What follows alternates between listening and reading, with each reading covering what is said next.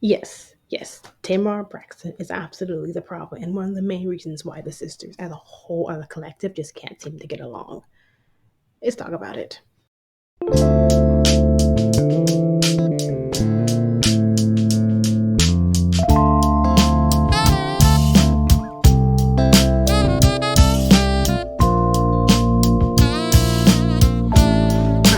I've said it and I'm saying it again. Yes, Tamar absolutely is the problem, and one of the main reasons why the sisters as a whole just can't seem to get together. I mean, if you've seen Braxton Family Values, the first iteration of this series, I mean, it's just too much, too loud, too obnoxious. It's almost like the moment that those reality TV cameras click on, she becomes a whole nother character as a whole. And you can see it on the sisters' faces, like they're just sick and tired of her. I mean, just take a look at this picture right here. I mean, look, they're all looking at her like, girl, you have lost, you're crazy. What is going on? I mean, this just, you can just tell. If you've seen the whole episode, you tell. This particular scene in general, they're just sick and tired of her antics, her over the topness as well, too. I mean, all of these women now are in their 40s and upwards. Like, they're like middle age at this point. Nobody wants to deal with it. Nobody wants to deal with it all the damn time. That gets old very quickly. All right, so I'm getting a little ahead of myself because I have so much to say. I got all my notes right here. So, also, before I begin, hi, my name's Tanisha, by the way. This is my reality breakdown where I talk about all things reality TV shows that I'm watching. And if there are any shows that you think I should watch, I should comment on, comment down below. But now that we got that out of the way, let's get going. So, from the last episode to this one, they are starting grief counseling with a grief counselor named Spirit, which, I mean, isn't that just a perfect name for a grief counselor? Spirit. So Spirit looks at Trina because you're the one that called me here. Why am I here? How can I best help you? And Trina's just poor lamb. She is just completely shut down at this point. She doesn't want to talk, and that's kind of a common theme problem with the Braxton sisters as a whole. They want to get the help. They go to these counselors. They go to get the help, but nobody really wants to talk. I mean, they've done this before with Bishop T.D. Jakes and the Braxton Family Values with Iyanla. And the first like 5 minutes, no one's saying anything. No one's quiet. And it's like, y'all grown behind women right now. Like, why can't you speak freely? And honestly, if we're going to be honest, it's because of Miss Evelyn. They just don't want to disappoint her. They don't want to, excuse me, make her feel any kind of way, make her feel bad that her daughters are still arguing at this grown age. And I mean, Miss Evelyn, she's the matriarch of the family. She's the leader. She's the head. There is no getting over on her. And I do believe that can be a problem, especially in the Black community. I mean, our mothers are strong leaders, but I mean, I'll speak from my own experience. Sometimes they're more strong on the disciplinary side, and they don't really have a lot of the love side. I will say though, as the years gone on, Miss Evelyn's shown more of the love and support, but you can definitely tell she was a strict disciplinary, especially a woman of the church as well too. I can't even imagine what growing up in that household must have been like. Okay, so yeah, even in this picture right here, I mean, they're all smiles right now, but you can kind of see it in their eyes. Tracy's presence is definitely missed greatly in this family. I've dealt with grief before, and it sometimes I mean, like the title of this episode is called "Healing Takes Time," and while this is a good start for them, it's definitely going to take a lot more sessions to get to the root of all the problems that they've been having. So when Trina couldn't start the process, Miss Evelyn kind of steps up and goes in and talks about how, this is the first time that she almost lost Tracy. When Tracy was in her womb, she almost lost her to a miscarriage. And then when she was born, I think when she was a little younger, she almost lost her to a fever, and now she's lost her to cancer. So this is just, I'm not a mother. I would like to be one day, but I can't even imagine the pain of having to bury your child. Because in the natural order of things, Tracy should have buried Miss E, not Miss E burying Tracy. So that's hard. Okay, so then Trina starts talking about her experience and how, I mean, they do show photos of the sisters as a whole talking to Tracy, and Tamar talks about a story about how funny story about how her favorite Disney movie was Disney Princess and the Frog, and so they show. I'm on one hand though, for me seeing her like that, that was just hurtful to me. It really made me cringe a little bit. I don't know, maybe it's just the way I was raised. You don't want to show that side of a person on camera. Why not remember them as they were when they were healthy? Why would you show them as sick? But if Tracy wanted these images out, she wanted them. So because it was what her wish was, I will respect that. And then Trina starts talking. She'll talk about how she and Miss Evelyn were the last ones there before Tracy passed away. And Trina just flat out breaks down. She starts bawling tears, how she's not eating. She's basically eating her feelings. She's drinking her feelings away because she can't sleep. She maybe gets a couple of, I mean, she's going through a clear stages of grief that's affecting her not only mental but physical health as well too. And so the spirit's telling her like, I'm thinking that you're sharing that, but we got to find ways to get you to deal with your grief better than this, because that's not helping. And you're basically self-medicating at this point. And while getting those emotions out for her was good, she definitely needs more care. And Evelyn, actually, Miss Evelyn, actually states that of all the sisters, Trina needed the most care, because she knows like Trina's very sensitive. If this was inside out, as I said in my preview, if this was inside out, she would be sadness. I mean, she has a lot of emotions balled up, and I'm the same way too. And especially when she starts to talk, like, no, don't touch Trina, because she's even more emotional when you touch her when she's in that state. So, I mean, honestly though, I would prefer that. I would prefer a Trina moment like that where you just cry and you're just viscerally getting it out. Because at least you're getting your emotions out. Tony, on the other hand, I just feel like she's just so clammed up. It's really sad. I mean, if you look at the way Tony is sitting, she's dressed head to toe in all black, so mourning, and her arm is just folded over. She's completely just shut down, shut off. I said this before. Tony suffers from big sister syndrome. She tries to hold it all in, try to be that strong person for the family, because in the event that their parents pass away, she's the next in line. So she has to kind of maintain that strongness, but under the surface, she is just falling apart. I can absolutely see it. I can see in her eyes. She just looks kind of sad inside. And she's very much so shut down. And I just wish that she would just let us trust her sisters enough to let out her emotions and let that out. And that's a common theme that I've been noticing among all the sisters. They don't really trust each other. Like I've said this before, outside of the Braxton show, I don't think they really talk to each other like that. They're not really seeing each other on a day to day basis. They're separated not only geologically, but they don't call each other as much as they would like for us to think that they do. And I know the reasons why they started the show up again was because, they wanted to, fulfill Tracy's wish and everything. But I'm starting to think it might be a little financial reasoning as well, too. But more on that in a minute. Wait, also very random. Kevin Jr. gets arrested. So they're having the meeting. The father is in via Zoom, and also Kevin Jr., Tracy's son, is in via Zoom.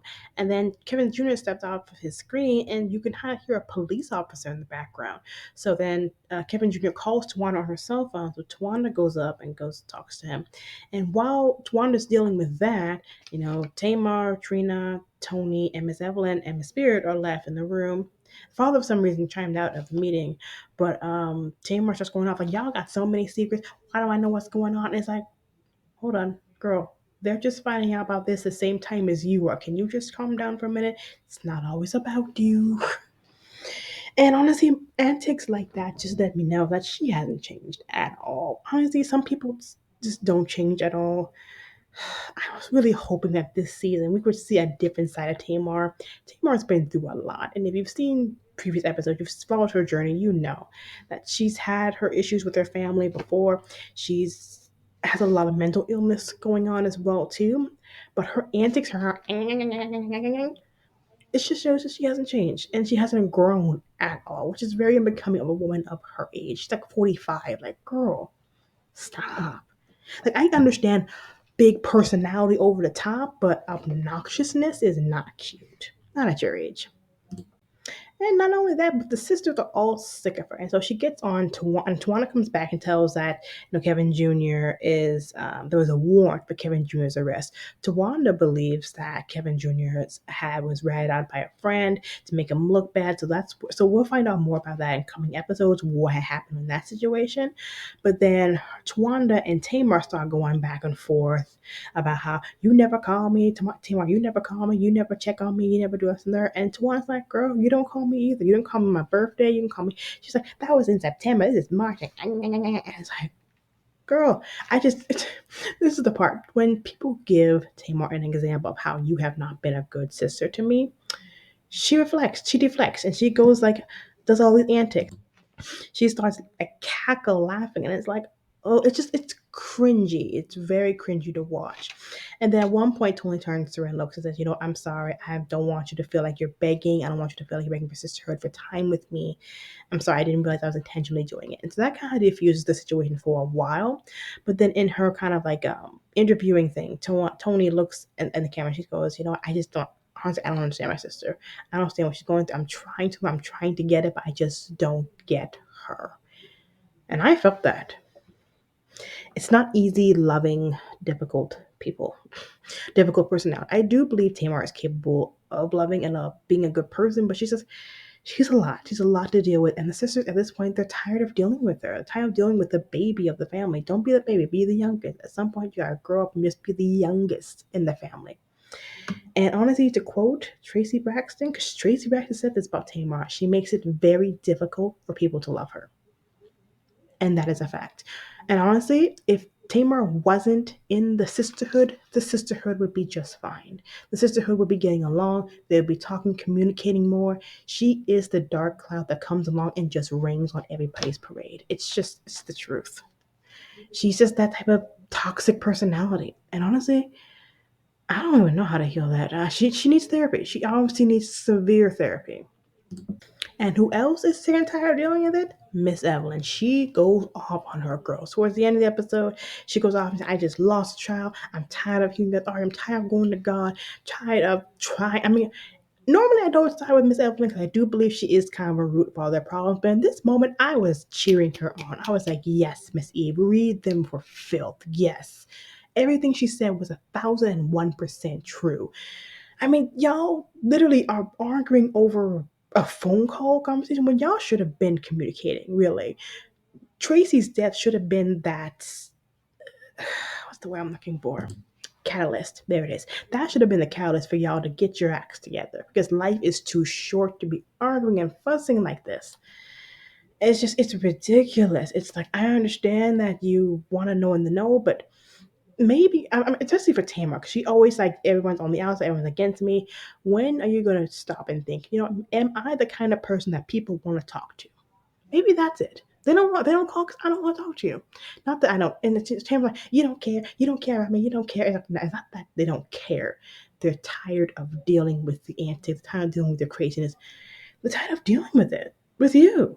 And honestly, I'm not a therapist. I'm not a doctor. I'm not trained. I'm just a person in it with an opinion. But honestly, a lot of people have the same opinion. Tamar is the problem. All right, and then at the end of the episode, Miss Evelyn talks to Spirit, and they're like, you know what, this was a good start. Obviously, we need more therapy. And she talks to Trina also, and talks to her like, we're gonna get you a referral to get you some help to deal with your issues as well too. Which honestly, before they convene again with the grief counselor as a family, they each individually need to get their own separate therapy. So that way they're willing to try and open up and let someone else and express what's really going on with them. Sometimes with a sister, they all have very strong personalities over the top, and maybe just doing that separate work might be easier to come back as a group and talk. It's all my thoughts. That's the beginning of my thoughts on this. My thoughts in general. These people love each other. Let's take that off the table. They all love each other. They all want to do better, be better people, not just for themselves, for the family as a whole. I just think that grief has a way of bringing out all those hidden feelings, all those things that you kept buried. It has a way of bringing all that to the light. And you know what? It's probably a good time. Probably now in this next chapter of their lives, perhaps it's time to forgive, let go, and let's just move on and be a family as a whole. Because frankly, all those ladies, they have more years behind them than they do in front. And they just don't have the time for it. And I love them all. I ain't never met them. I've watched them on TV. So for all we know, they could be playing an act. This could all be an act, but those type of emotions you can't really fake. At least in my heart, I want to believe it. I want to believe that they're faking for the cameras. Excuse me. If you're out here bumping, it's just me being passionate and just throwing my hands up. But yeah, so my thoughts. And moving forward, I think they're going to do more about Tony's Las Vegas show. They're going to be talking about Trina getting her help as well too. I would like to see them all getting individualized care moving forward. I would like to see them Honestly, I would like to see them have a sister's vacation. At the end of the therapy group, I want them all to have a sister's vacation when they go off and just have fun together. That's what we love about the Braxtons. They were fun. And I think that's also what Tracy would have wanted as well too. So rest in peace, Tracy Braxton. And if you reached the end of this video, I thank you so much for sticking with me. And if you haven't already, hit that subscribe button so that way you stay updated when a new video is uploaded. As always, wellness, reading, love, passion. Bye. See you next time.